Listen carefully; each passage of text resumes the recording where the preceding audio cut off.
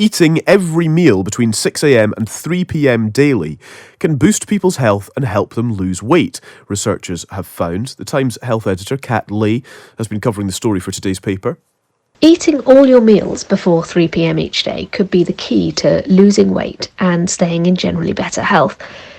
This is according to a study presented at the European Congress on Obesity in Maastricht. It asked people to eat only between 6 a.m. and 3 p.m.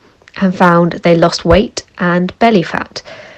Levels of inflammation in their bodies went down, they processed sugar better, and the makeup of their gut bacteria also improved. The researchers say key to this is that eating earlier fits better with humans' natural body clocks. This also mimics the way our hunter-gatherer ancestors would have eaten when they didn't have constant access to food.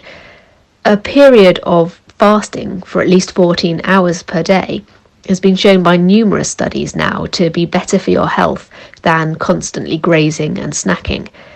It's also important, the experts have said, to keep daily meal times as consistent as possible to avoid something called metabolic jet lag, where your internal body clock gets out of whack because things aren't happening at the time it expects, and that has a knock-on impact on various systems in the body.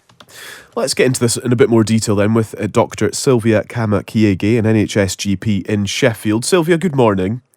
Hi there, Callum. Good morning. Thank you for having me. It's a pleasure. Thanks for joining us. I have to say, this goes against what I'd always understood, which is really to lose weight, it's about calories in versus calories out, and time of day is kind of irrelevant in that equation. I know we are in the era where time-restricted eating or feeding is the in thing. It's what it's quite popular at the moment, and there's so many different theories and studies around intermittent fasting and its benefits. And at the same time, there are also streams of thought where people do think that to lose weight, what you really need is to establish a deficit. You need to have less energy compared to what you're putting out in order to lose weight. So you need to have, if you're going to put in 100 calories in, then in order to lose weight, you're going to have to burn more than 100. So at the end of the day, it is still about calorie deficit,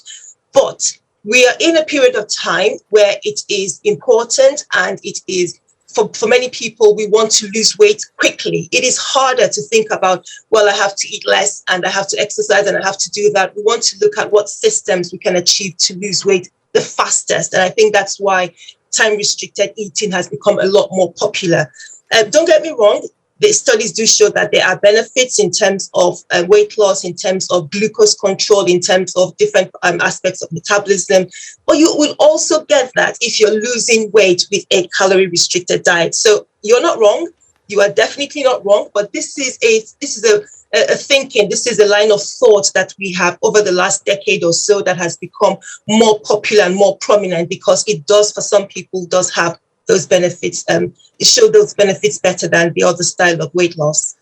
I do wonder as well how realistic this is for most people to eat between 6 and 3. In terms of most people's lifestyles, that's probably not really going to fit in all that well. Precisely. When I say to my patients or people I work with, when we're talking about losing weight, what you need is something that you can apply consistently. Yeah. That will help you get and achieve sustained weight loss. So I might go on this, I might think, right, I'm not going to eat anything apart from between 6 and 3, but how does that fit into my lifestyle, into my schedule? If it doesn't, if it's difficult because I have to go to work and do school run and I have to attend meetings and all sorts of different things, depending on the kind of work pattern I have, this doesn't work.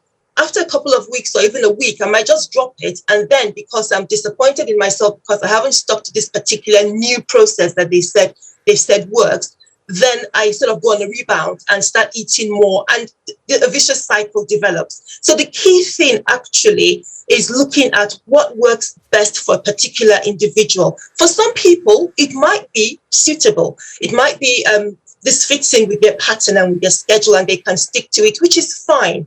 For some others, it might not. So I wouldn't generalize this. And I think on the back of that, because I don't know if you're going to ask about it. I think on the back of that, say that eating less towards the evening has benefits. Well, we know that. And actually, we should eat less towards the evening, because most of the time, depending on the work you're doing, you expend more energy during the day. As if you're working a 9-to-5 job, for instance, you're going to spend more energy during the morning and the daytime than you will during the evening. So you shouldn't have a heavy meal at night or in the evening to go to bed. Apart from weight loss, of course, it also contributes to problems like excess acid or acid reflux. So there are issues around that. We were aware that eating lighter towards the end of the day and the evening does have health benefits. And this study doesn't really add more in terms of that information that we're already aware of. And a lot of that stuff that you just mentioned is about us paying attention to how we feel. Like, those are very obvious